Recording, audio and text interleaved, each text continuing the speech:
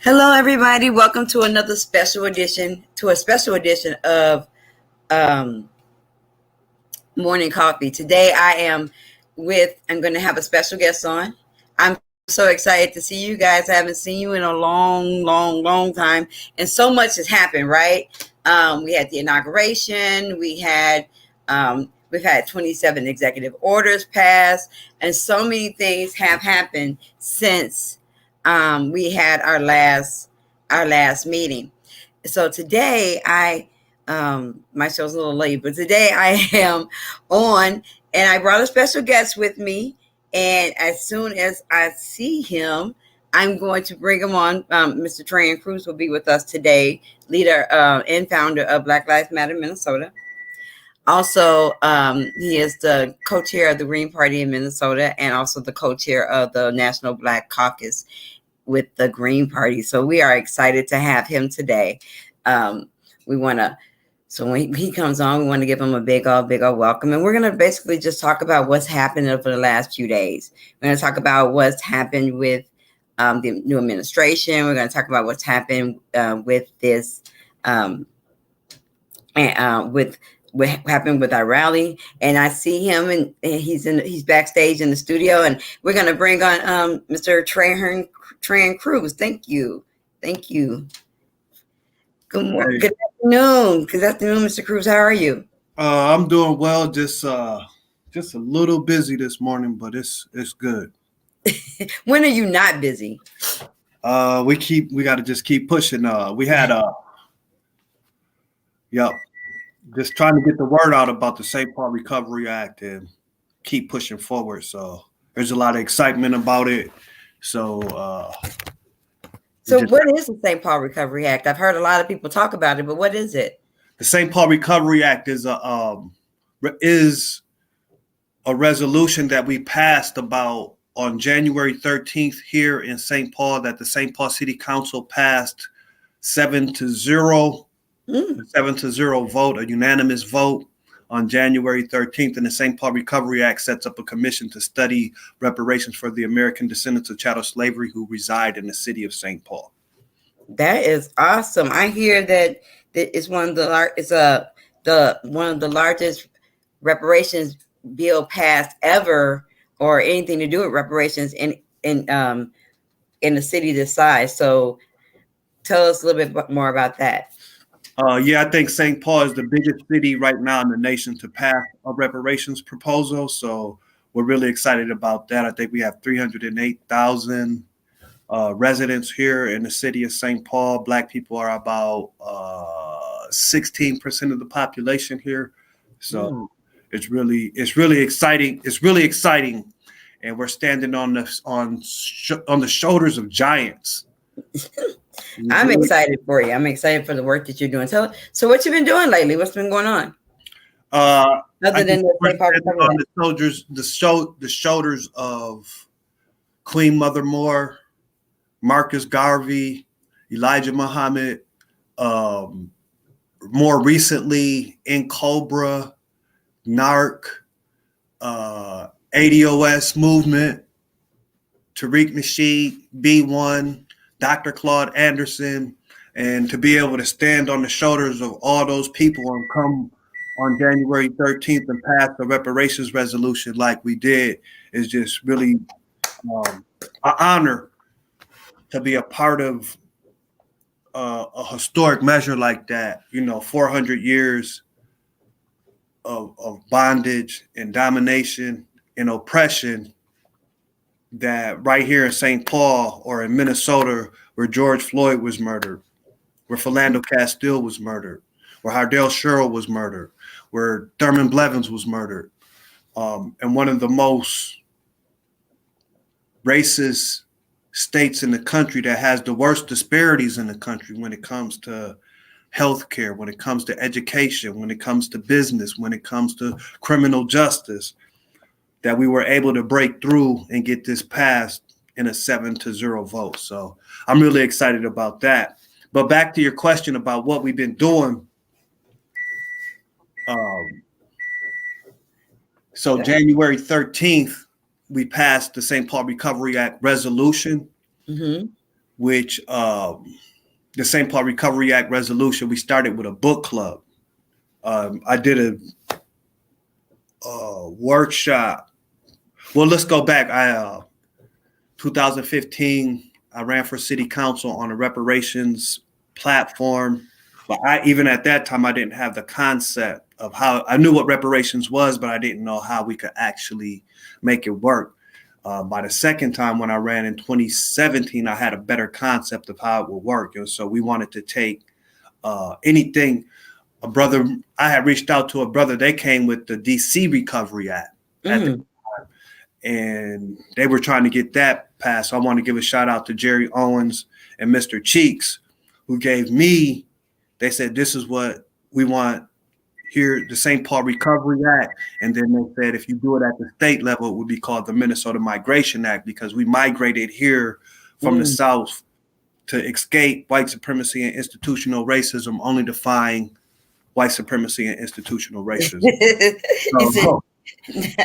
We never escaped it, not really, huh? Right. We migrated to more institutional racism.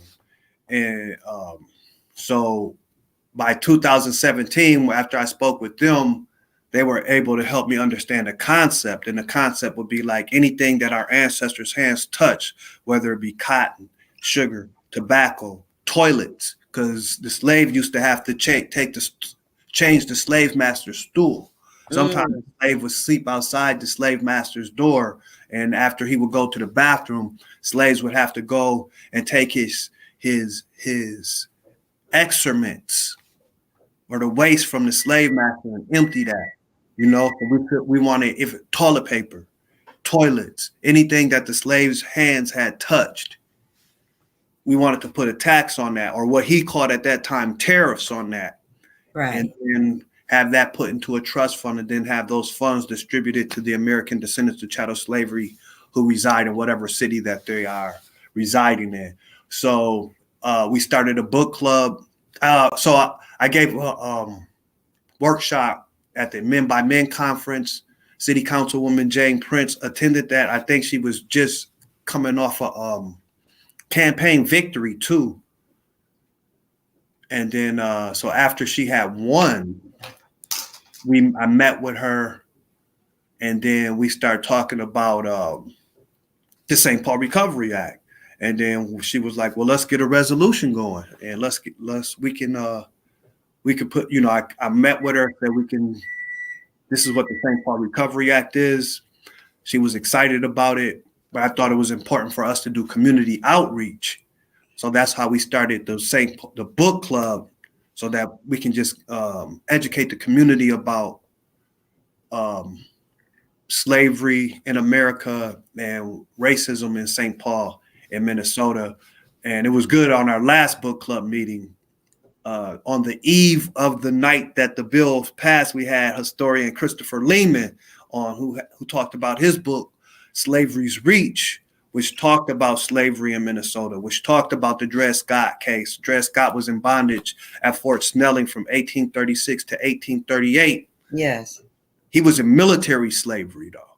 So these were U.S. soldiers who had slaves who were stationed at Fort Snelling. So that was part of his book. He's done really great work documenting slavery in Minnesota and what companies benefited from it, such as insurance company, what slave masters would come to Minnesota and visit. He talks about Joseph Lowry in his book. Joseph Lowry was a slave owner or pro-slavery. He was also the mayor of St. Cloud. He had a paper called The Union. I don't know if the Lowry Tunnel's named after him, or if no, I don't think that's named after him. But so yeah, it was good to have Mr. Lehman on the night before the resolution passed. So that was our book club meeting, January 12th. January 13th, the historic resolution passed on a 7-0 vote. Okay. I'm really proud of the city of St. Paul, proud of our mayor, that we have a city council that understands the importance of reparations at this time and at this moment when we're dealing with the George Floyd rebellion and crisis, which is still ongoing, because the court cases will be starting pretty soon, and that's going to be very interesting. dealing with COVID-19 and how it has impacted the Black community, and then just the anti-racism audit that was done here in St. Paul in 2008.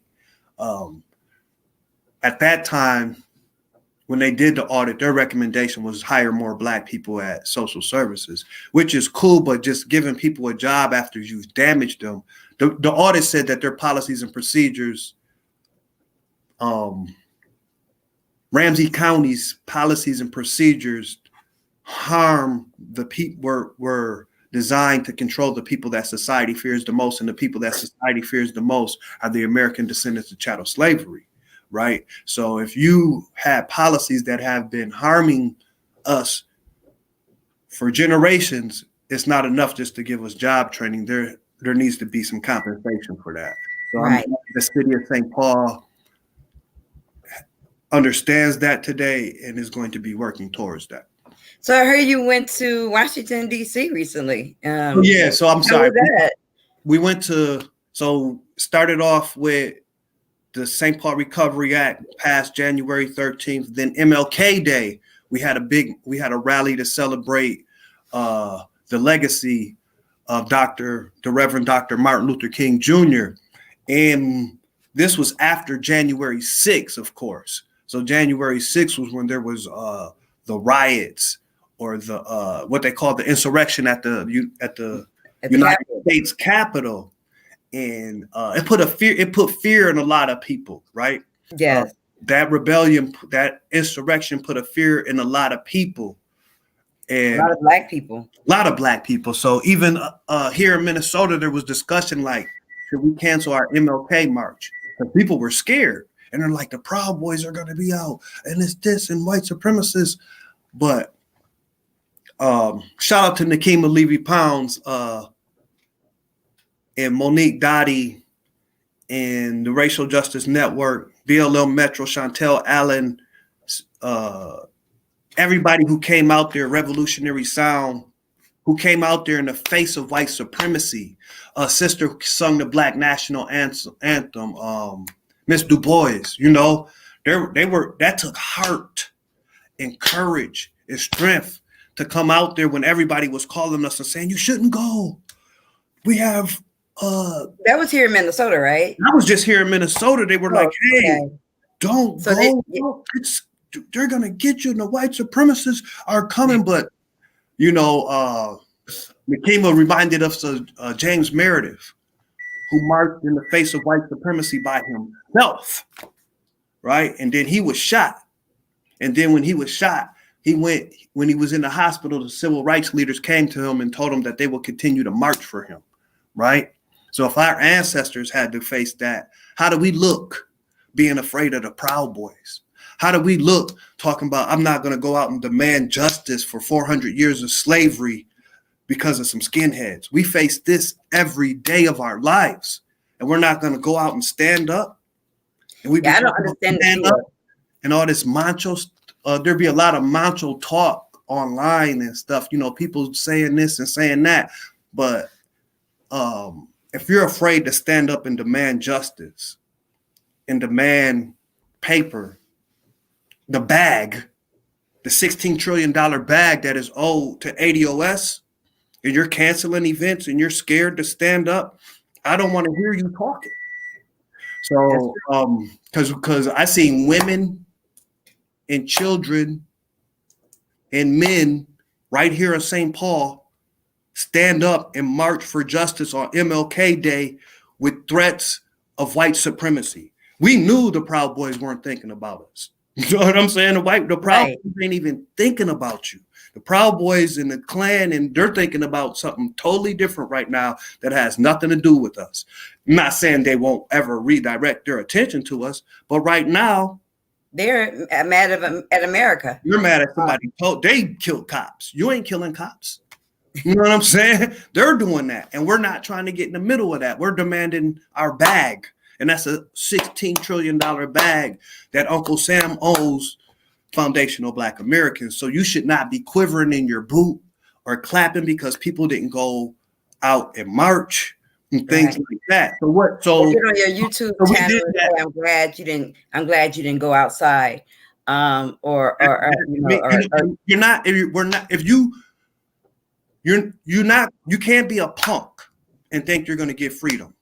You can't be a punk and think that you're going to be demanding reparations and somebody's going to listen to you when they can scare you, when you're easily scared. So it says, they put fear inside the black babies. 50 cent sodas in the hood, they go crazy. Okay. Well, we say he put fear in him when he was a little boy. So now he still fears him today, even though he's a grown man. So these grown men calling us, telling us, hey, man, you shouldn't go out and march today because the white supremacists. There's groups that are supposed to protect the black community with arms that said, hey, we're not going to DC because we're afraid. So why should we? But anyway, so that was MLK Day. They called us like, hey, don't come do this. But even leading up to MLK, was the inauguration for Joe Biden, where we were saying on day one, we're heading, like Martin Luther King said, when we go to Washington, we're going to get our check. Right. So you can't be afraid. Don't you wish you could just like all those get a check that this check isn't just about you. This check is about generational wealth for our children, right? Right. And our grandchildren, so they don't have to live in poverty, so they don't have to be victims of the lineage wealth gap. But if you're afraid and you're shaking in your boots, but you're talking tough online, that's not good enough. No, and I'm saying it, I'm being sincere though. You know what I'm saying? We need you to man up, like you're always talking about. Man up and get out here and demand justice. So then we went. Let me turn it down a little bit, man, because I know a lot of people were afraid. Well, fear. It what does it stand for? Effed up, emotional, erotic, something. It's fear. I don't know.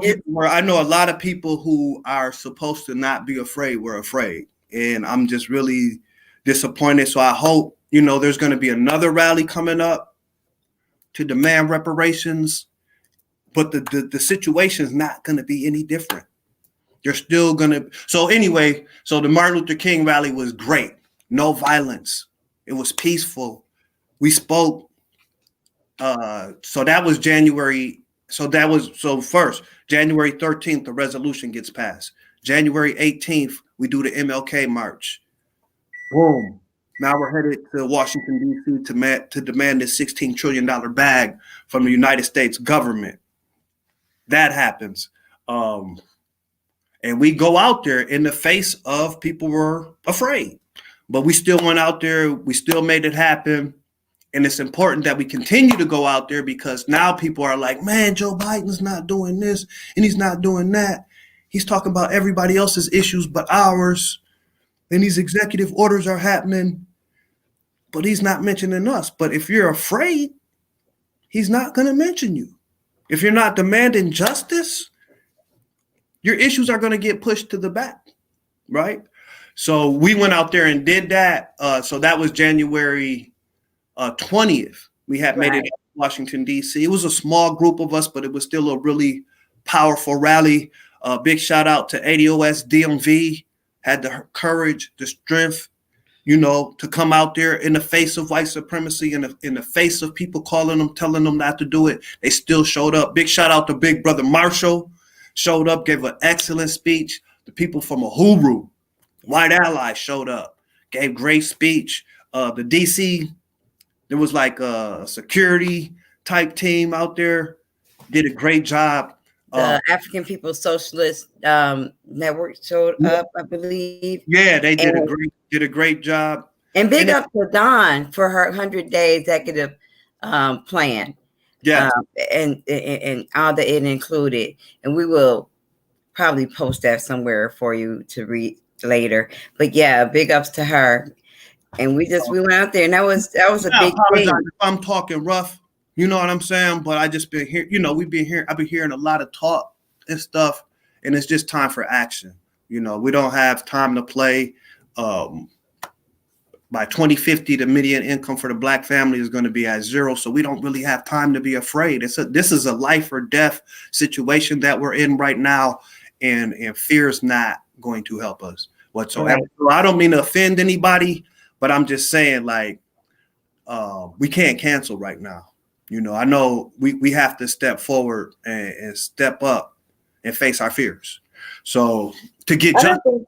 I think that here in Minnesota, we face fear all the time. I mean, like, we face the Proud Boys and white supremacy all the time at our marches. Like, I don't see Martin Luther King being that much of a different day than every other day that we face here. Well, if people are calling us and if people are calling you and say, "Hey, man, you shouldn't do this because there's a serious threat," and and I'm not people who don't. I'm not saying the threats weren't real, but right. I'm just saying we still stepped up and did that, and I agree with exactly what you're saying. Right, and people who don't understand when this is what you called to do, or this is what your God has you to do. There's a certain amount of fear, but there's the comfort in knowing that you're walking the way that whatever God you serve is taking you there. You have to have some type of faith. You can't be in this thing first without faith, and you can't do this work without and be a punk. You can't be a punk in this. You can't be a YouTube, Facebook activist, because we don't need them. I don't need you giving me direction from YouTube or Facebook. I don't need you calling me if I say I'm going somewhere. Don't call me and try to scare me. Call me and encourage me. Pray for me. Walk with me, but don't try to scare me out of what God has already told me to do, or what I feel that I'm being led to do. I thought that was very disrespectful for people to call and say, don't go out to Washington, don't do the Martin Luther King March. I think that's disrespectful, for one, to the work, and for two, to the people who are doing the work. We don't have time to be scared. And to our ancestors and to our children. Yes, the generations coming after us, because that's who we're here fighting for. So but I don't want to spend too much time on that. And I know, it's scary, but I'm glad we had that. I'm glad we were able. I'm glad Nakima, was able to talk to us about some of the things, and and others. We had a good conversation on the night before the MLK rally, just to clear the air and get everybody right back on track. And then that carried over for us all the way to Washington, D.C. Well, I wasn't privy to that meeting. You wasn't there, but I'm just saying, for some of us, people scared. For me, my walk with God could be we're going to still go ahead and face our fears. Our ancestors faced worse. Harriet Tubman faced far worse. Matt Turner faced far worse. So what do you look like being afraid? So that's all I'm saying. Face far worse. Huh? So like, it doesn't. MLK. MLK. He knew he was going to die. Yeah. I believe that Martin Luther King understood that. He said, I might not make it there with you. I feel like he knew that his time was coming to an end, that he was going to die. And I think I said in one of my lives before I left that I am totally and completely comfortable in the fact that whatever God would have me to do, even if it costs me my life for my people, then that's what has to happen. There's no room. We have to go after it. But I don't think, especially in DC, I was like, well, there's 30,000 troops here. This is probably the safest place in America right now. So yeah, we're gonna go, and we're still gonna, practice our constitutional rights. So yeah, it's been really exciting. Again, what's really, next? What now? What are we doing now? So February 14th, we're gonna have a rally here in Minnesota, and we're gonna demand police accountability and reparations from the Joe Biden administration, from Governor Walz, and we're going to continue to keep pushing that forward. So that's the next rally that's coming up. As far as the St. Paul Recovery Act is concerned, we'll start setting up the commission shortly. There's going to be a permanent legislative advisory component to the St. Paul Recovery Act. So we're really excited about that. And then I believe with the Green Party Black Caucus, National Black Caucus. I was just elected co-chair of that, so I'm really excited about that. And I want the National Green Party Black Caucus. One of my goals would be for us to get our Black agenda together and start implementing it into law. So we're not just talking, Right. we're not just asking for you to hit the Cash App or anything like that. We're really trying to get our policies implemented into law so that we can start closing the lineage wealth gap, closing the healthcare gap, making sure that that we're treated with equality and equity in the criminal injustice system, closing the housing gap and things like that. So that's what's next, and that's what we're going to continue to be doing. So I'm glad you did this today. Just wanted to address some of this stuff because I don't think that we're not in a situation where we can be afraid. That's true. We have to step out here with courage. So I believe, there's some people some of us might be in DC on the 14th, and some of us, I think we'll be here in Minnesota, but wherever we're going to be at, there's going to be those threats, right? So Right. even if we can't cancel that because now the Trump impeachment trial is about to get underway. And that probably will coincide with our date in February 14th. And there's going to be protests from Trump supporters in Washington during that time. So Yeah. we can't cancel. You can't just keep canceling. We're going to have to go out there and get it in. And then, Juneteenth is coming up, right? So we're going to do something big. We want to do something big for Juneteenth. We'll hold up on that. We'll hold up on that. Okay. And get that tightened up first before we put that information out there. But yeah, just really excited. Thank you for all the work you're doing. I know you stepped out there. You wasn't afraid. You went out there to DC and spoke, did a good job organizing that event. Telemundo came out there. Their local news stations was out there. A couple other agencies. So the story of ADOS or foundational Black Americans hit South America because Telemundo came and it hit the Latin community in South America. And I think that was really important. I'm glad that we went out there and got it in on Inauguration Day. Do we want to address what's been going on in the ADOS movement, No. like so many of our colleagues have, or do we just want to? I love all of that stuff, but we're with the Green Party National Black Caucus and the local Green Party Black Caucus here, and that's where our reparations work will continue to be coming from, so we don't get entangled into internet fights. So, because our people are hurting, and we don't have time to fight. We don't have time to cancel events. And we don't have time to be fighting each other online and try to tear each other down. We need to be building each other up so we can get this $16 trillion bag that's owed to our lineage. Thank you so much for coming on the show, Mr. Crews. I enjoy all of the work that we do. I think that everything that we do brings about change. And like you said, there's no time to be scared about this work. We have to just do.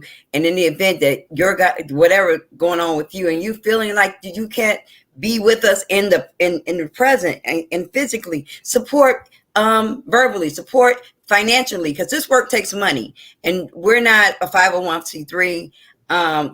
We're not, personally, I'm not, and so everything that we do out of pocket. So it is. Yeah, I want to thank. Actually, I want to thank the Green Party of the United States for co-sponsoring the event in DC.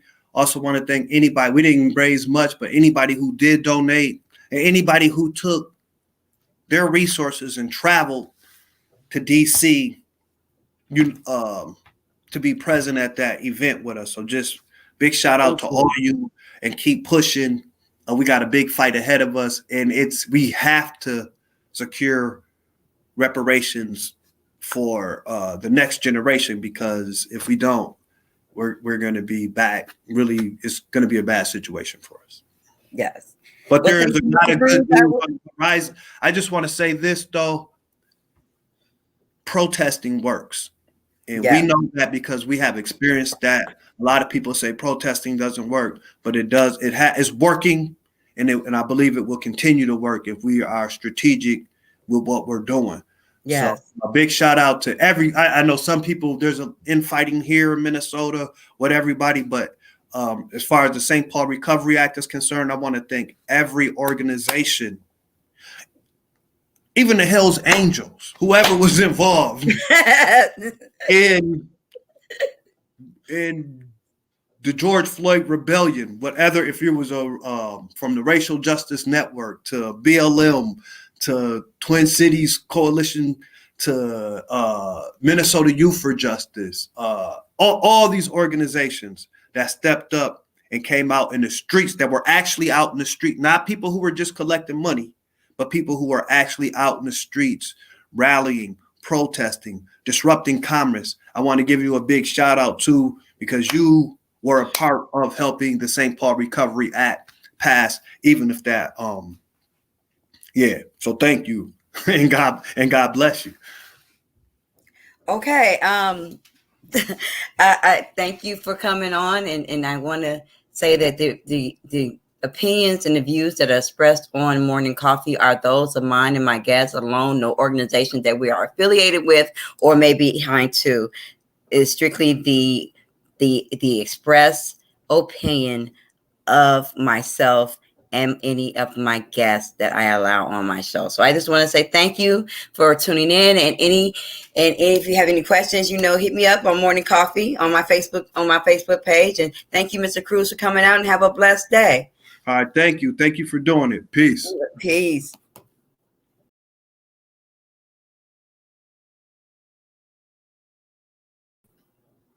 Okay, so I'm just gonna say, I personally, I'm really excited about the work that we do. I had some people call me and tell me not to go to go to DC, and they were panicked about it. And I respect that. But what I don't respect is if I'm in the mode of working, if I'm in the mode and I'm on my way to do something, I don't need fear mongers in my life. I don't need you calling me and telling me not to do something unless, Jesus came to your house and stood before you and said, tell Toya not to do this. Don't do that. Just pray for me and let's keep it moving. I don't work with a lot of I'm very selective about the organizations that I do work with. So as not to, I'm ADOS. I'm American descendant of chattel slavery, and that's who I am. So that's my lineage. I'm real careful about the people that I associate with. So as far as organizations and the people that I work with, it's people that I know are out here doing the work, and other ADOS or ADOCS people that I work with. I work with people who are working for the things that I'm working with. If you're not on reparations, I don't work with you. If you don't talk about reparations for American descendants of chattel slavery, I do not work with you. If your main thing is talking about police brutality, which is really important, but if you're not calling out for reparations and saying that we demand reparations for American descendants of chattel slavery, I will not, cannot, and work with you on anything. And that's just where I am with that. So I only work with organizations that work around reparations, who are willing to work on reparations, or willing to work within this spectrum. If you're not working for reparations and healing other Black family, then I just don't mess with you. And that's just where I am with that. So I just wanted to say thank you guys for tuning in. I'm about to jet out of here. I got some things I got to do. I'll see you Wednesday morning. My guest will be Amanique.